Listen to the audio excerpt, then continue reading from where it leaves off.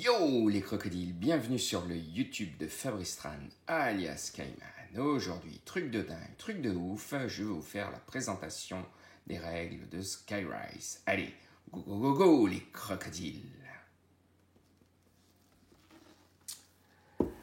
Donc, Skyrise, ou Skyrise, enfin voilà, on l'appelle un peu comme on veut. C'est un jeu pour 2 à 4 joueurs, on va dire que les parties durent à peu près 1 heure, c'est un jeu qui n'est pas très long. Là, donc, je vous ai fait une mise en place du plateau de jeu. Alors là, c'est pour 2 joueurs, en fait, tout simplement. Pour 2 joueurs, on va utiliser 2 terrains, 3 joueurs, on va utiliser 3 terrains, et 4 joueurs, 4 terrains. Là, je vous fais une présentation à 2 joueurs. Juste, j'ai mis les 2 plateaux du fond avec les bâtiments. C'est juste pour le côté décoration du plateau de jeu. C'est quand même plus sympa de mettre tout. Et ça ne gêne pas du tout pour jouer. Mais voilà, c'est pour que ça vous donne une idée du petit visuel une fois qu'il y a tout sur les terrains. Là, donc du coup, pour la partie, on n'utilise que ces 2 plateaux si on joue à 2 joueurs. Voilà, tout simplement. Alors, Skyrise, qu'est-ce que c'est ? C'est un jeu de bâtisseurs, un jeu d'enchères. Nous sommes des architectes de futur qui nous devons construire une petite ou une grande ville dans les nuages. Et on va devoir créer les plus belles constructions et les plus beaux bâtiments. Voilà. Et c'est un jeu d'enchères, tout simplement. Vous allez voir, les règles sont très simples, c'est rapide, il n'y a rien de bien compliqué. Donc sur la mise en place, on a un petit sac comme ça, hop. Et dedans, on va mettre les jetons qu'on va placer par la suite. Voilà, on va piocher les jetons à fur et à mesure dans le sac, qu'on va placer sur tous les terrains de notre plateau.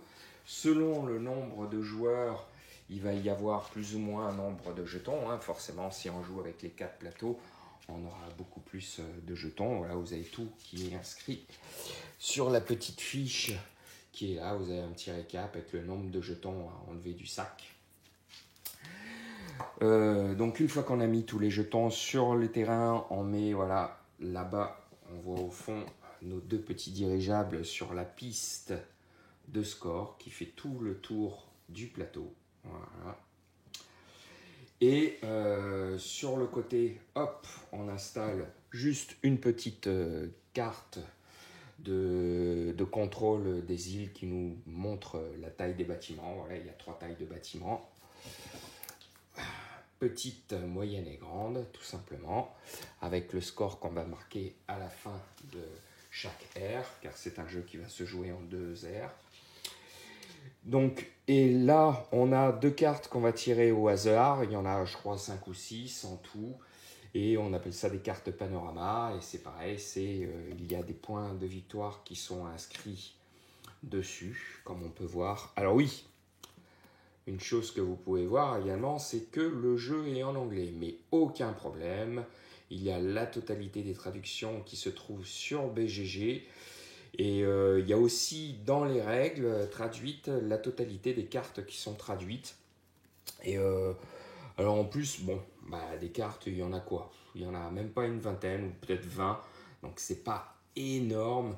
Et puis même si on ne connaît pas bien l'anglais, on voit rapidement par rapport au dessin ce qu'il faut faire. Là par exemple, on comprend qu'on va marquer 2 points de popularité, quoi, c'est les points de victoire, à chaque fois qu'on a une construction, un bâtiment qui va être construit à côté des petits moulins. Voilà, tout simplement. Voilà, rien que le dessin est parlant. Et puis là, on voit que c'est la même chose, que c'est à chaque fois si on a un bâtiment qui rejoint de chaque côté un bâtiment là par rapport au pont. Ouais, c'est pas bien compliqué. Donc on va avoir ces 2 petites cartes qui vont être placées. En fonction du nombre de joueurs, on a un nombre de cartes merveilles qui vont être données à chaque joueur. Alors, quand c'est 2 joueurs, on a chacun 5 cartes. Et puis, quand c'est 3 et 4 joueurs, 3 cartes. Voilà. Les cartes, c'est celle-ci. Et voilà, ça, c'est des cartes merveilles. Je vais vous expliquer par la suite à quoi correspondent les cartes merveilles. Rien de bien compliqué. Et ici, sur la mise en place, tout simplement, chaque joueur va choisir un personnage, voilà, avec son petit plateau de jeu, qui est recto verso. Voilà, donc il y a, comme je vous disais, on peut jouer à 4, hein, donc il y a 4 choix de 4 couleurs, hein, les gris, les rouges, les crèmes et les verts. Et on va prendre également avec les personnages, hop, comme vous voyez, tous les bâtiments qui correspondent. Les bâtiments, je vous montre tout simplement. Il y a un côté où il n'y a rien et il y a un petit côté où il y a des chiffres. Et il y a des bâtiments où il y a des chiffres et en dessous un petit point. Et il y a des bâtiments tout simplement où il y a des chiffres et il n'y a pas de petits points. Vous allez mettre tous vos bâtiments qui ont des chiffres à gauche,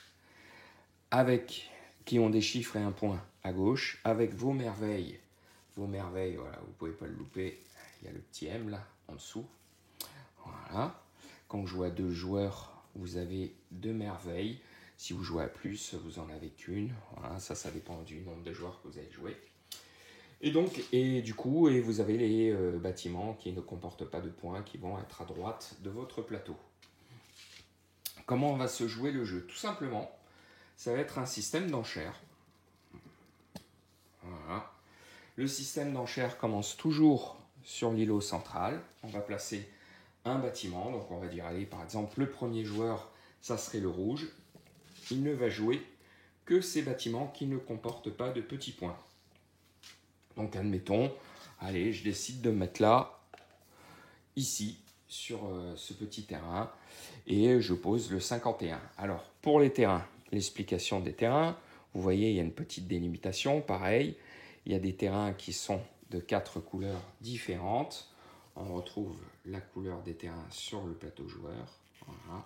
Alors, le plateau joueur, tout simplement, hein, descriptif, l'histoire du personnage. Ici, ça correspond à un récap des pions que vous possédez. Et là, donc, chaque couleur de terrain a les pions qui lui sont associés, qui vont être placés au hasard donc, sur le plateau.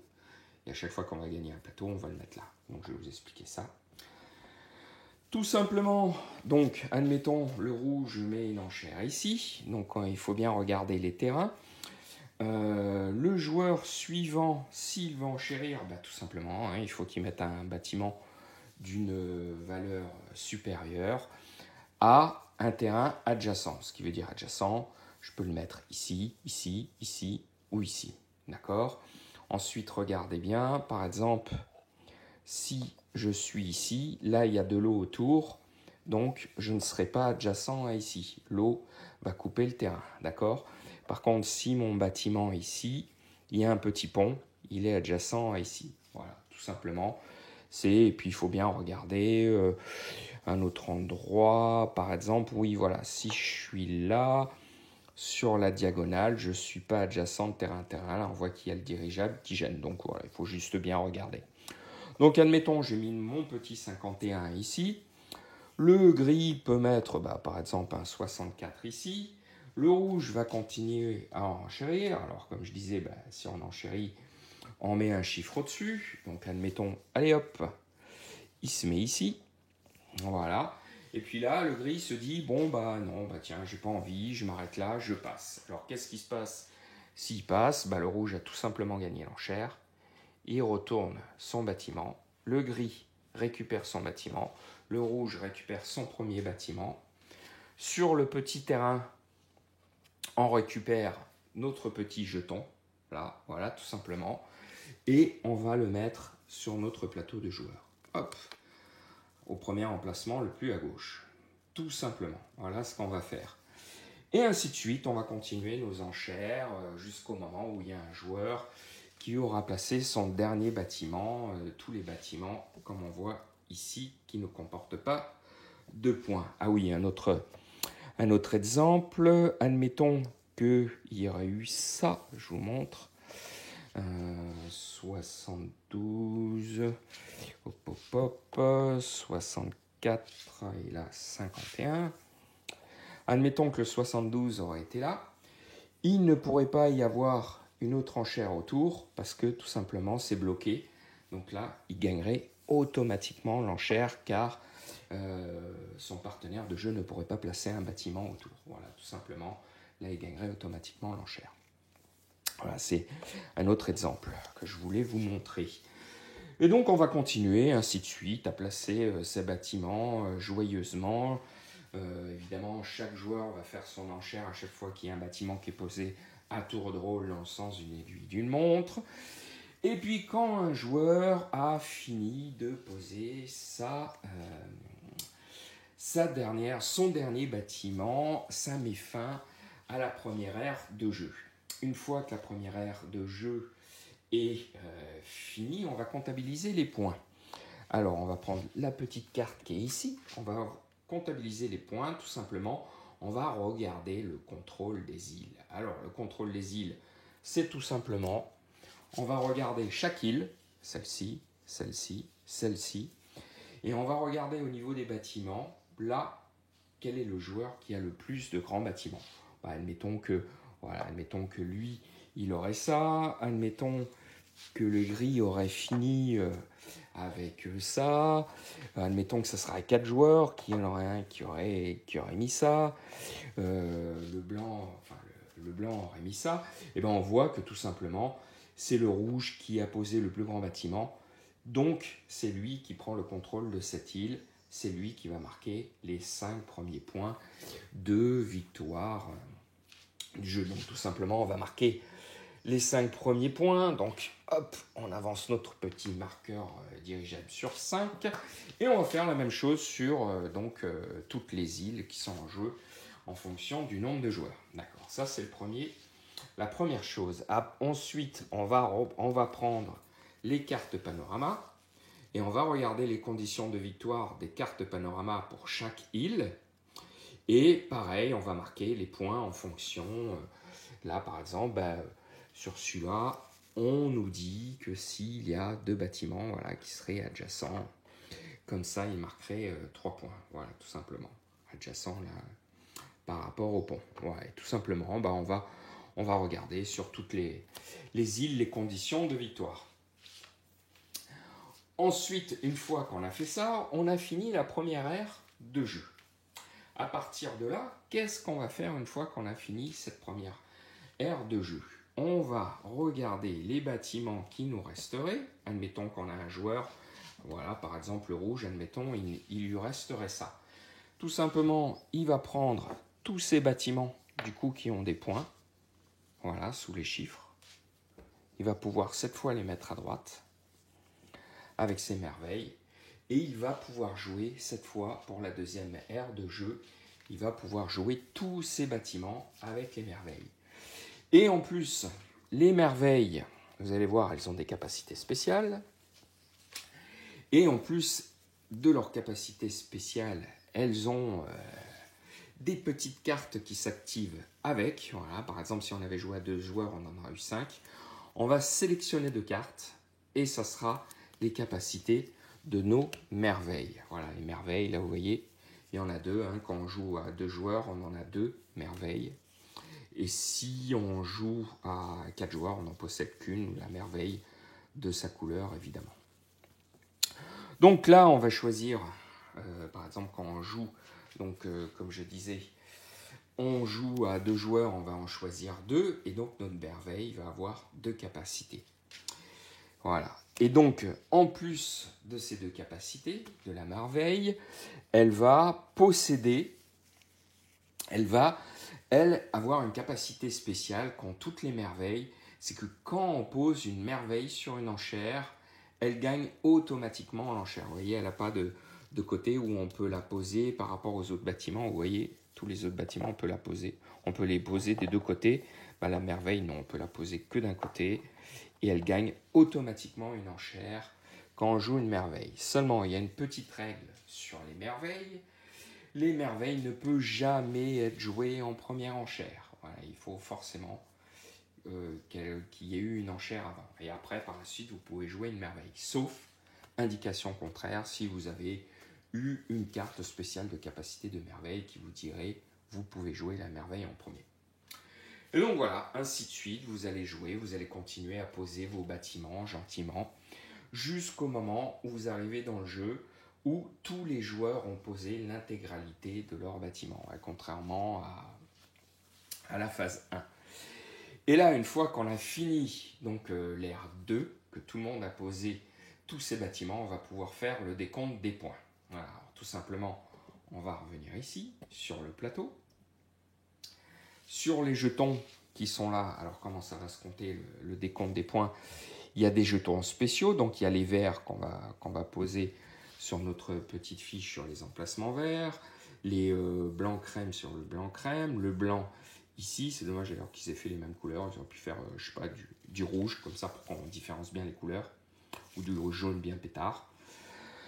Et on va poser nos pions ainsi de suite. Et il y a 2 pions spéciaux ici, le point d'interrogation, tout simplement quand vous êtes sur un emplacement du terrain où il y a un point d'interrogation, ça vous permet de placer votre point d'interrogation n'importe où sur la fiche. Voilà, je pourrais le poser là, je pourrais le poser là, là ou là, au choix, tout simplement.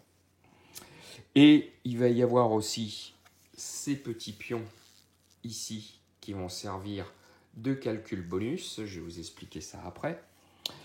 Et il y a et il y a aussi des petits pions comme ça, voilà, qui ont des lettres A, B, C, D, qu'on appelle ça les pions mécènes. À chaque fois que vous allez aller sur un emplacement de l'île où il y a un pion comme ça, vous allez tout simplement le poser sur votre fiche de personnage. Et donc, quand on fait, on récupère, ainsi de suite, jusqu'à la fin de la deuxième ère. Quand vous avez un pion avec une lettre, comme le D par exemple, vous allez regarder secrètement ici, voilà, vous voyez là, tout au fond, hop, là, tout au fond, il y a des pions avec des points d'interrogation avec la lettre qui est à côté. Bah, tout simplement, le D, hop, le joueur qui aurait pris le D peut regarder le chiffre qui est écrit dessus et le retourner sur sa face cachée. Il n'y a que lui qui peut le voir. Voilà. Donc le joueur qui a gagné le pion qui correspond peut regarder à tout moment de la partie à combien de points de popularité, de victoire, donc elle va lui rapporter chaque pion qu'il ramasse, et ainsi de suite pour le A, B, C et D. Donc les pions, hop, on va regarder pour le chiffrage. Voilà, là il y en a un qui rapporte 5, il y en a un qui rapporte 3, il y en a un qui rapporte 4, et il y en a quand même un qui rapporte 8. Donc c'est pas rien. Ça peut faire la différence à la fin de la partie. Donc voilà, ça c'est ce qu'on va ramasser au niveau des pions, ce que ça va rapporter. Donc tout simplement, à la fin de la partie, admettons que sur la fiche, bon bah, lui admettons il aurait ça, ici il aurait ça, voilà. Admettons qu'il serait comme ça à la fin de la partie. La première chose qu'on va faire à la fin de la partie, nous allons... Le premier joueur déjà qui a fini, de placer son dernier bâtiment va gagner les clés de la ville. Et les clés de la ville vont lui rapporter 10 points de popularité, donc 10 points de victoire. Et le deuxième joueur, quand on joue à 3 et 4 joueurs, le deuxième joueur va gagner cette petite pièce qui va lui rapporter 4 points de popularité. Voilà, tout simplement. Donc, la première chose qu'on va faire quand on finit la deuxième ère, on va refaire la même chose. On va calculer le contrôle de nos îles. Voilà, rappelez-vous, ça rapporte 5 points de popularité, donc des points de victoire par contrôle d'île où on est majoritaire. Par la suite, on va regarder les cartes panorama et chacun va compter ses points également s'il a réussi la condition de victoire pour déclencher les points de popularité. Voilà. Nous allons ensuite regarder les cartes objectifs secrètes. Et oui, effectivement, j'ai oublié de vous dire ce petit détail. Bon, c'est pas grand-chose. En début de partie, vous allez avoir une carte comme ça qui a un objectif secret et qui vous dit que chaque objectif secret, il faut avoir au moins 4 emplacements d'une couleur avec ces bâtiments. Alors c'est simple, hein, les cartes d'objectifs secrètes, c'est les 4 mêmes, mais avec les 4 couleurs qu'il y a en jeu. Hein, la blanche, la crème, la marron et la verte, tout simplement. Et évidemment, donc, si vous remplissez, par exemple, si j'ai réussi à avoir 4 emplacements sur les îles marron, je vais rapporter 10 points de popularité supplémentaires sur mon score. Donc voilà, on regarde ça, si les joueurs ont fait leur objectif secret. Donc cette carte se révèle forcément à la fin de la partie, hein. Contrairement à, je ne sais plus si je vous l'ai dit, les cartes merveilles par contre sont révélées à partir de la deuxième ère, hein, forcément, car vous allez jouer vos merveilles, il faut bien que vos partenaires de jeu sachent ce que fait vos merveilles. Ça, voilà. Par contre, l'objectif secret est révélé à la fin de la partie. Donc ensuite, on regarde qui a la clé. Celui qui a la clé remporte les points de victoire. On regarde aussi les disques de mécène. C'est ce que je disais, les disques de mécène, c'est les lettres, hein, A, B, C, D. Voilà, en fonction des points que ça rapporte, on va pareil, on va marquer nos points de victoire sur la piste. On va regarder les disques de quartier excédentaire. Et bien en fait, tout simplement, hop, je vous montre la petite fiche là. Voilà. Quand on arrive tout au bout, si je plaçais un disque supplémentaire, il serait passé sur ma petite fiche de personnage. Et par disque excédentaire, vous voyez, tout simplement, on marque plus 10 points de victoire. Voilà, c'est tout simple. Et ensuite, on va regarder les disques de commission. Le disque de commission, c'est celui-là. C'est le petit 1. Voilà, c'est celui-là. À chaque petit 1 qu'on a, on va marquer un point supplémentaire par disque de mécène qu'on a sur notre fiche de personnage. Si on possède la clé ou le pion qui rapporte 4 points. Et voilà, et les disques excédentaires aussi à 10 points. Voilà, par petit disque supplémentaire, on va rapporter 1 point plus 1 point également le fait qu'on le possède. Voilà, donc si on en possède 2, ça serait 2 points à chaque fois, ainsi de suite. Voilà, c'est pas plus compliqué que ça. Et on va là, cette fois, faire le calcul de nos structures. Alors, tout simplement, là, vous voyez, il y a marqué 2, 3, 4, 5, 4, 6 et 4, pardon. Et bien tout simplement, là par exemple, on va regarder sur tout le plateau de jeu. Voilà, là par exemple, on joue à 2 aires, on joue à 2 joueurs, donc on a les 3 îles. Tout simplement, on va regarder combien on contrôle de territoire. Là par exemple, couleur sable ou jaune, je ne sais pas trop. Combien on contrôlerait de bâtiments couleur sable, de territoire. Chaque territoire, là par exemple, nous rapporterait 3 points. Si j'avais un deuxième pion ici, du coup, ça me rapporterait 4 points, chaque territoire. Si j'en avais pas du tout, voilà, si j'ai pas mis de disque, chaque territoire me rapporte quand même 2 points. Et ainsi de suite. On va calculer par rapport au territoire, on va faire nos calculs de points. Voilà, tout simplement. Et une fois qu'on aura fait ça, tout simplement, on fait le total et on voit quel est le joueur qui a marqué le plus de points. Évidemment, celui qui a marqué le plus de points gagne la partie, tout simplement. Voilà, vous voyez, c'est pas bien compliqué. Le jeu est simple, rapide, la mise en place aussi est rapide. Rien à dire là-dessus. Alors maintenant, je vais vous donner mon petit avis sur le jeu. Alors déjà, la première chose, moi j'ai la version Deluxe Kickstarter. Il y a 2 versions. Il y a une version avec des bâtiments en bois et là, moi j'ai la version avec les bâtiments plastiques, avec les clés en métal. Enfin, la version vraiment luxe. Alors, et le plateau aussi 3D. Alors là, pour une fois, rien à dire. La version luxe est vraiment luxe. C'est un truc de fou. Alors, je prends par exemple la boîte. Là, vous avez un relief dessus. Vous avez un relief un peu partout. L'intérieur de la boîte, vous avez une illustration de dingue avec les boîtes numérotées, voilà le numéro de votre boîte.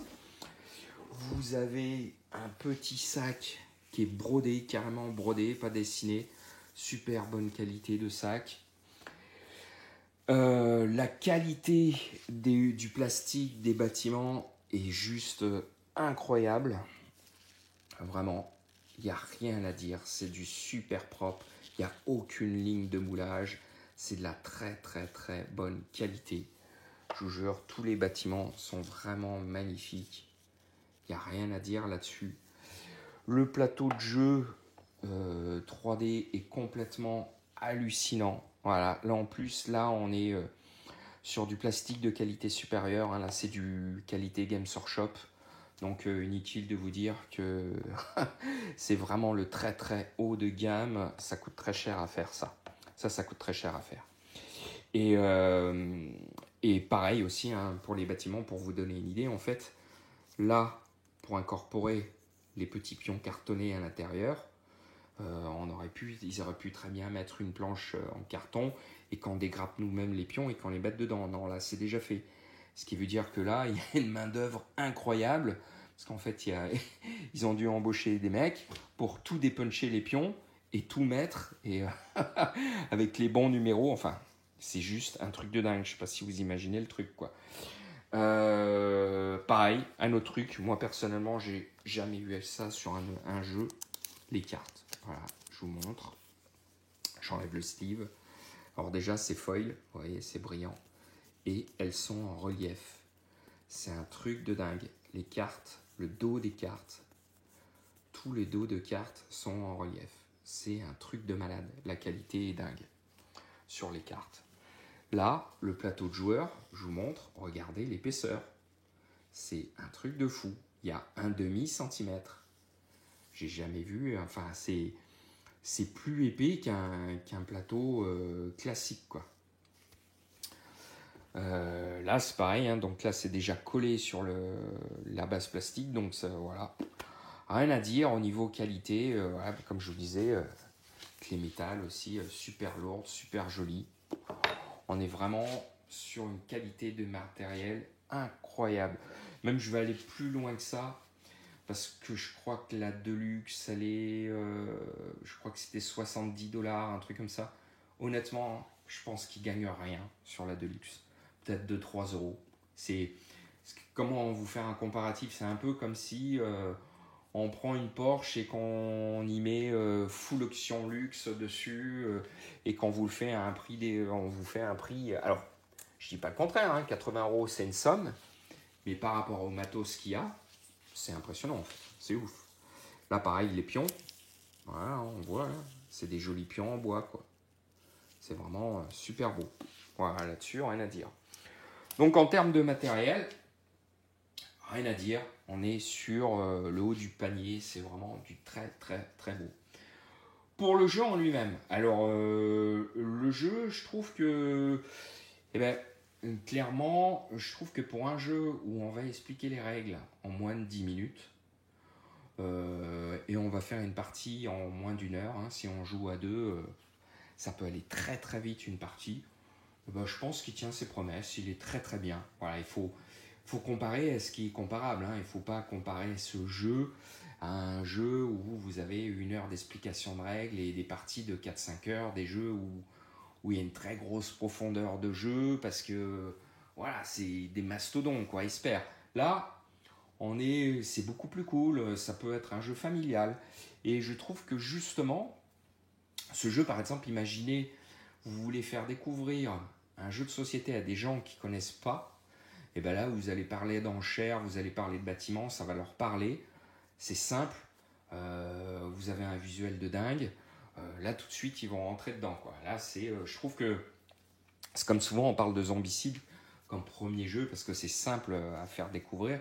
Et bien là, c'est la même chose, quoi. C'est très simple. Et c'est pas pour autant qu'il n'y a pas de stratégie, que c'est simpliste. Hein. Il faut quand même bien réfléchir à ses emplacements, à regarder les enchères des autres, ce qu'il leur reste comme bâtiment. Donc il y a quand même plein de petits tricks aussi, parce que par rapport aux capacités de vos merveilles, par rapport aux emplacements, comment vous allez marquer vos points de victoire, tout ça. Enfin, il y a quand même plein de petites choses à calculer et à regarder ce que font les autres joueurs pour calculer, mais ça reste, c'est du facile. C'est pas compliqué, tout le monde comprend, tout le monde peut le faire. Et après, comme je disais, il y avait une version aussi où il n'y avait pas le plateau 3D, où il n'y a pas les figurines en plastique, enfin il n'y a pas tout ce qui est matériel luxe, et là je crois que c'est 40 $, enfin voilà, c'était on ne peut plus correct. Mais voilà, moi ça me plaisait beaucoup d'avoir ce type de jeu dans ma ludothèque parce que bah, tout simplement, des fois, tu n'as pas envie de te prendre la tête sur un jeu, tu veux expliquer les règles rapidement et jouer en même pas 1 heure. Et voilà, ça tient ses promesses. Donc voilà, Sky Race. Donc j'espère que cette petite vidéo vous a plu.